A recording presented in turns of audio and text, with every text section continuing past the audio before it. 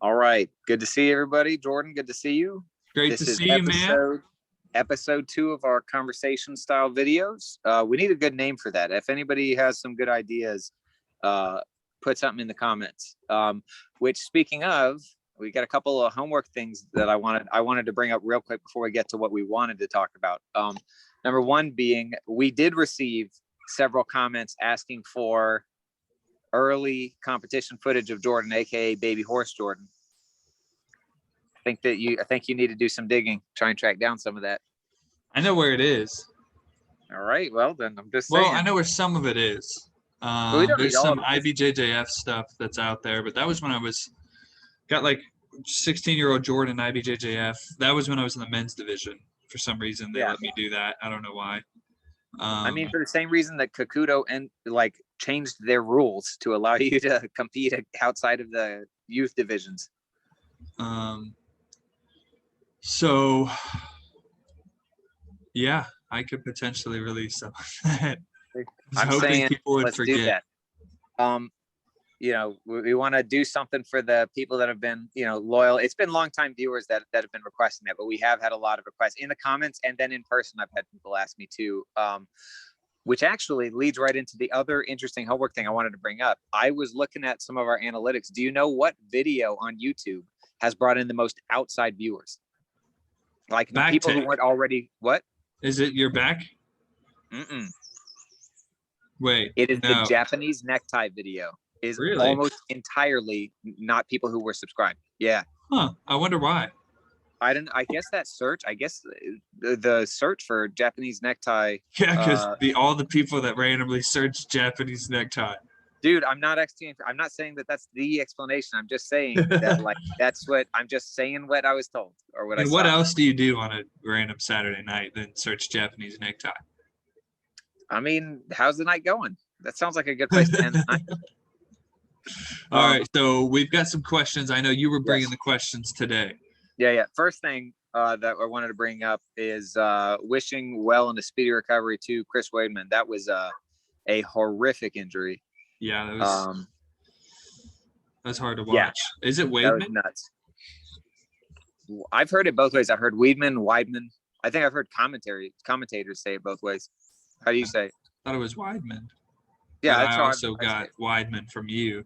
So I was like, if Luke says it as Weidman, that means I'm doing it right. Weidman. And then now you just randomly decided to change it up on me, and now I'm doubting everything. Oh, I think it stuck in my mouth like peanut butter while I was saying it. I usually say Weidman. Gotcha. Anyway, though, but that was brutal. That was tough. It's crazy that he's been involved with 3 of the leg breaks that have happened in the UFC. He was involved with 2 of them. That's insane. Yep. Yeah, absolutely crazy. Horrific. I don't know if have you seen the x-rays? I don't. Bonkers. It looks about exactly what you think that would look like. Crazy. Did you just look up Chris Weidman x-rays? No, I think I saw it on some MMA site. It was posted. So yeah, I was happy to see that Anderson Silva wished him a speedy recovery and everything. Of course, he'd know better than anybody. One thing that was interesting is, I talked to Adam about just asking him. I was like, how did you see the way that happened? What do you think caused that? And we had exactly the same answer. That's what you said. I know you told me, you said it's somebody who didn't quite set the leg kick up and he threw it as hard as he physically could at a leg that was already turned out. Yeah, we've briefly talked. I think we briefly talked in a video about the difference between. Oh no, we briefly talked. I think in something we filmed that haven't put out yet on the difference between calf kicks and leg kicks. That with calf kicks, you've got to kind of stay in front of the person because you have to wrap around that leg. So the upside is only one of them can do a lot of damage to a leg. The downside is that you have to be right there, so you're more likely to get hit. Well, he stepped way out and threw that, and it brought his shin right in line with Hall's shin, and Hall had his foot planted on the ground, probably thinking he was wrestling. Yeah. And, so yeah, that's exactly what happened. It was like he just reared back and kicked a concrete post. Absolutely bonkers. But yeah, if you're throwing a calf kick, look, you're plenty safe throwing kicks, but you have to know what kick you're throwing. If you're throwing a calf kick, you have to be in front of the guy because you've got to wrap your foot around. And if you are throwing a leg kick, you should, it's not going to do quite as much damage, but you can get yourself off center line so you're not getting hit And obviously you're not going to break your leg doing that. So Yeah. if he threw that, I think if he threw at about 6 to 8 inches higher, he'd be fine. Crazy. It's a game of inches. Crazy. So what was the other thing we wanted to talk about? So we were having a little discussion about how do you find your style in MMA? Oh, that's right. How do you develop your style? That's right, because we talked a little bit about what our styles are for jiu-jitsu and how you find your style in striking. It's actually a similar process. The only other factor is you're dealing with more space, obviously. We're standing apart from each other. That's a little different. Even in jiu-jitsu, like, okay, we're trying to take each other down, but you're never going to be more than, a foot or two from another person, unless they're just avoiding a match. But in striking, at range is 2.5 feet from people. In your case, it's even longer than that. So it's one of those things where that adds for a lot of room to find your own things. I think there's a blanket level of fundamentals that everybody has to have. You have to know how to jab. You have to have some kind of balanced stance. Now, what that means, balanced stance, there's room for interpretation, but you need to have a balanced stance. You're not going to land anything effectively if you're falling all over the place. And really, your stance can even inform. You can learn a lot about a fighter just from their stance. I once had students of mine who were absolutely couldn't figure out how I did it, what kind of magic I pulled, but it was actually Lawson McClure, our guest instructor's the last fight he had. There was a fight earlier on that card, and I looked once at the people and I said, this guy's going to win and the other guy's not. And everybody was like, well, have you seen them fight before? I was like, I've never seen either of these guys fight before. I just looked at their feet though, and one guy was on the balls of his feet. He looked athletic, and the other guy your video cut out. Oh, I'm sorry. Back. All right. And the other guy was on his heels, flat-footed. And I was like, I just know how this is going to go. And that's exactly what happened. Was it played out how you would think? Huh. They both had the same level of technique, but one of them was in an athletic stance, and it played out in the fight. Yeah. So, as far as finding your own style, it's important to, first of all, figure out what you like doing. And second of all, be honest about what you are effective at, right? You have to be honest about what you're good at and what you're effective at, and tailor your style toward covering up weaknesses and presenting your strengths. It's going to seem a little off topic, but it's a bit like, if anybody's ever seen the documentary Pumping Iron, the Arnold Schwarzenegger documentary, there's a lot of discussion about how Arnold hides his weaknesses, and the way that he poses is to show off the things that are good. Everybody knows Arnold's got the craziest biceps and chest, and he's got a slightly wider waist. Well, how do you show that? Well, these twisting shots that are now like signature shots, and people don't understand that, like, the reason he started doing those was so that he can show off these crazy arms and crazy chest. And if he turns to the side, you can't tell how wide his waist is, because he does have good conditioning. He's got a nice flat stomach, but it hides his wide waist. And so it's the same thing. Your style of fighting should hide your weaknesses, make it harder for people to capitalize on what you're not good at, and should put you in a position where you're one step away from anything you want to throw and land. Yeah. That's an interesting take. I know for me in jiu-jitsu, my style changed a lot. I know we talked a little bit about it in the last conversation. But my first style I found, more flexible, bendy, lanky guy using guards and pulling weird stuff. I was forced into that style, to be completely honest. When you're 6'4", 150 pounds, you have no other choice but to be folded in half. I mean, so it was either I develop a very flexible guard or I'm miserable the whole time. So it's kind of interesting because mine wasn't really by choice. Now I learned to like that style because, well, when I would get folded over in half and I was able to throw a triangle on someone, if I'm going to be folded in half, I might as well get the tap off of it. Exactly. And it just becomes naturally more enjoyable, and you start to develop more skill and more technique based off of it. So that was my initial style. And then when I came back to jiu-jitsu and I was more like I am now, I was 215, 220 and 6'5". It was one of those things where when you take a big break off jiu-jitsu, the things that work still are the fundamentals, because they're the things that stick. However, crazy inverted guards and stuff aren't necessarily fundamentals. So those weren't things that I initially approached jiu-jitsu at the second time doing. Wasn't any of that.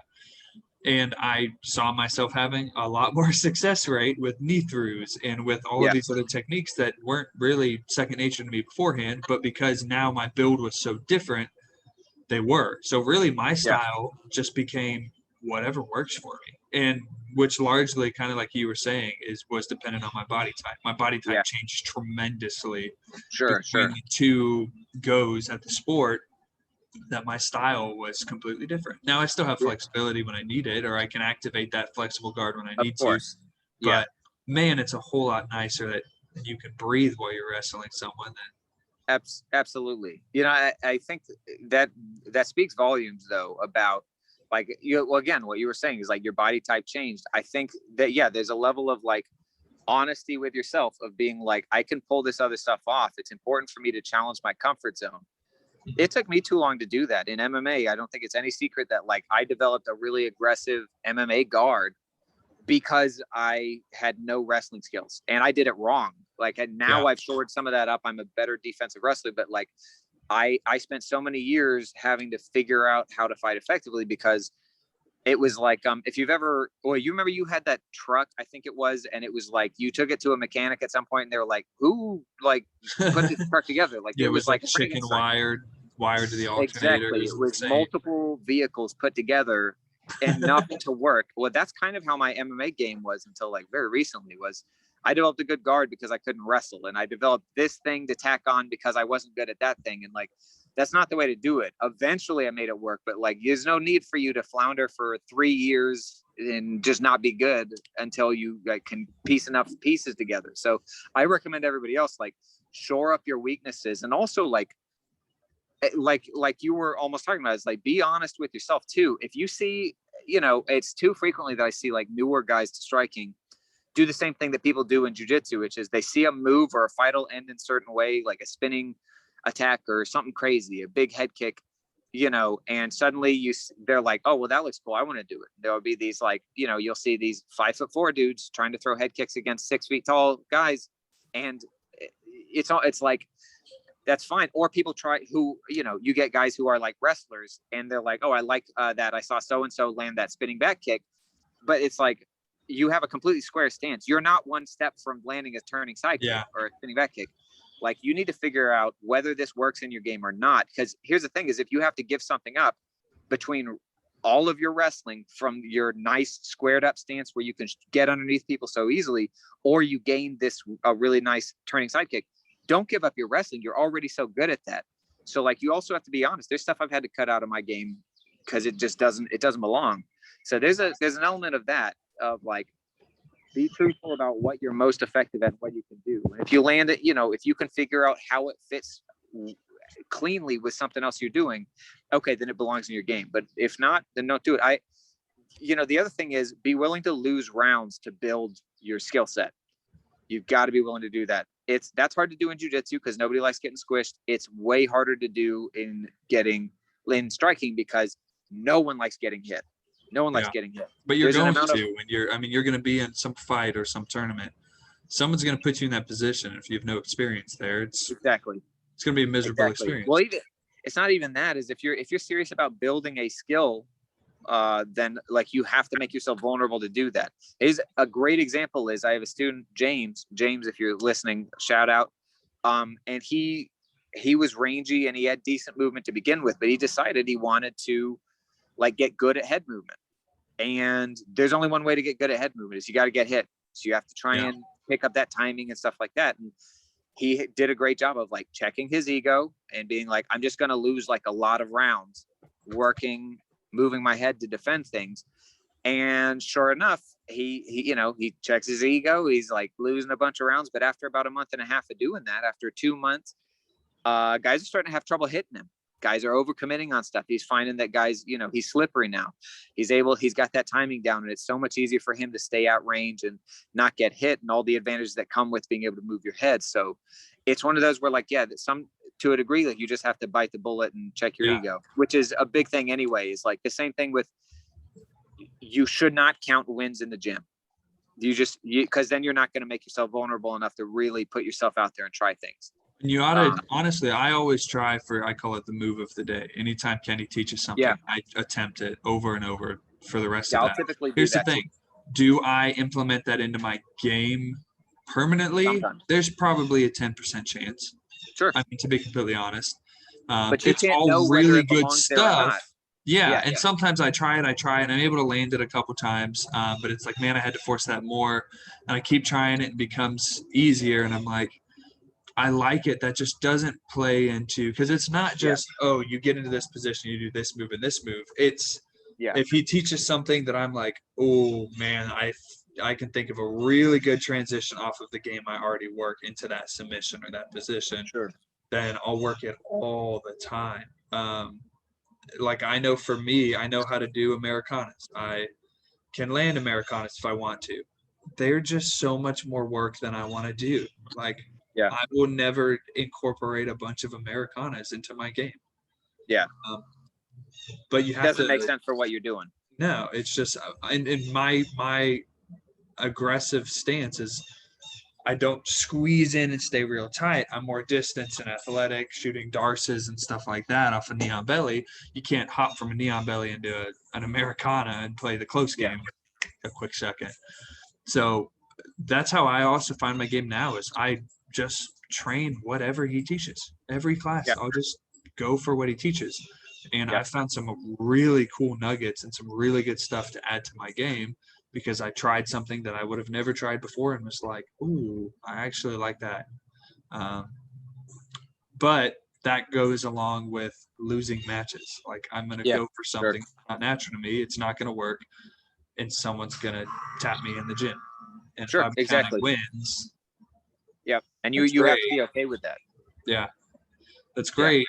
If you want your game to not develop for 10 years, and watch all your training partners eventually surpass you. I had to figure out how, as a coach, to make people take defense more seriously, because at least with like young men, the problem that you get is as long as they're landing, they're okay. They'll be like, I'm okay getting hit in the gym. And like, they're doing the like Chris Lieben thing. They're toughing it out and letting people hit them and stuff like that. So you know what I ended up doing occasionally in order to make them take their defense seriously? I make them slap box. No gloves, no nothing. We slap box. And what happens is people who would be fine with and shrug off and like ego their way through getting punched by another man, when another man takes his palm and slaps you in the face, now you're going to keep your hands up because it stings in a different way, because now your ego, that ego that you were building up before and like, oh, I can take that punch. There's no tough guy. It's like, did he just slap another man just slapped you in the mouth. So, there's creative ways around that. But like, if you can self-motivate that way, if you can do stuff like that to yourself and make yourself care about the bits that aren't necessarily the most exciting or the most fun, or you're just you're willing to lose rounds in order to build skills. I'm telling you, that's how you get real good. I've time and time again, those are the people who end up like going on to, you're an athlete, you become a competitor and stuff. It's people who are willing to do that. Yeah, I agree. I got to go pretty soon here. I wanted to end with something a little bit fun. Share a controversial opinion of yours having to do with like entertainment media. What do you mean? So like a controversial opinion on music or movie that you hold, or something along those lines. Oh, and by controversial, you mean like, why does Jordan? I just mean that? it's not the mainstream, or like, someone would be like, oh, what? See, I feel like anything I tell you, you're going to be like, yeah, because those are awesome. Because we both have very weird. Sure, but tastes. It doesn't. Except for you, you kind of take the weird to a whole nother level. Mine is probably just a bunch of foreign films, Asian films, Park Chan-wook films, all of that. Yeah, but it could be something like an artist's, like an album that that is not like well received, that you're like, look, to me, this is their best album. Or so, I mean, it could be anything like that. I think for me, probably my most is Rob Thomas. I don't know why I love Rob Thomas. I recognize that the only time he's relevant.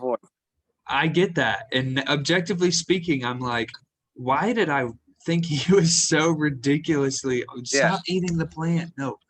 I thought he was just like the greatest artist of all time. And now I look back and I'm like, this is so cheesy, but I love it. And Yeah, I exactly. recognize That's the thing. he's not relevant except for in Publix and Kroger's and Walmart's, and he still owns that market somehow. I'd walk into every grocery store and Little Wonders or some random Rob Thomas song will be playing. Yep. But I don't know why, man. I just love. But be real. You don't change the station though. Dude, I don't. It's so good. It's so good. For me, I've got a lot of them. You kind of touched on that. I've got a lot of weird opinions. Here's one. A lot of people are going to disagree with me. I like the original Cape Fear more than Martin Scorsese's. Really? I know that's not a very popular opinion, but I love it, man. It's just a great movie, man. It's a great movie. Yeah, but you're like that with a bunch of stuff where you'll be like, man, I thought this was incredible because of what it represents. And you're like, I can agree with that, but can we agree it was a bad movie? Yeah. I feel like you have that approach to a bunch of stuff. Yeah. What are your thoughts on the new Mortal Kombat? Fear is not a bad movie. It's awesome. What? New Mortal Kombat.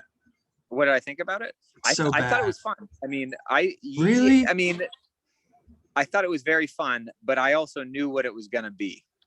I recognize it. It's the acting was so bad, like painful. And even what's the dude from The Last Samurai who's awesome? No, he was good. He was great. He sounded up. The dude here's my thing. Here's the other thing is Tony was cooking, and that will help my opinion of anything. If I'm eating Tony's cooking, but I wish the whole movie had been about, because they did Sub-Zero right too. I really wish the whole movie had been about Sub-Zero versus Scorpion. Would have been amazing. Kano was fun, but yeah, there was enough things where I was like, what are we doing here? I hate that the whole movie built up to this like crazy climactic scene where you found out that the main character is Scorpion's son. But when you do that, you're like, he's not even dude, his son. I've known that for the first 10 minutes. Yeah, it was. I don't think he's even his son. I think he was like his great descendant or something. But you find out that was the kid in the beginning of the movie. But the way it was shot, that's not the kid. That's the kid's kid. Yeah. Oh yeah, because it was decade. Yeah, that's right. Yeah, that was so it's even more removed. That's what I meant, the lineage. But when he says it, you're like, oh yeah, I thought that was an assumption that we had already made. I agree. There was things that I liked about it. I'm not saying it's a good movie. There are things that I liked about it. I'll tell you one thing the only thing that truly annoyed me, and I was like, that bothered me, was that they brought in all these cool characters as villains, and like they never built them up, because it wasn't a tournament. It was just like immediately we're just fighting for the fate of the universe. I know. I was waiting for the tournament the whole time. We saw Goro. He just appeared and got his ass beat. Butt kicked. And I was like, you should have shown him like stop somebody. Like, this is Goro. Like, anybody who played the original game knows that Goro is a complete monster. And like, he just kind of showed up and got his butt handed to him, like out in the shed out back, literally. So I was like, I don't know about that, but there was plenty that was fun. I actually did have fun watching it.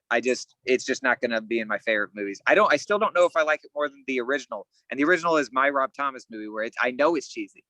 But God, I love it. Rob Thomas. I still love it. All right, I gotta go.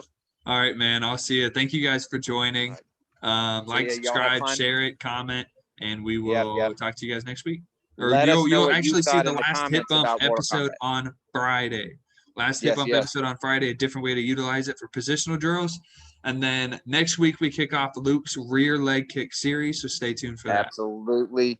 We've got cool stuff on the way. Put in the comments what you thought about the Mortal Kombat movie. It's horrible. All right, bye. Adios.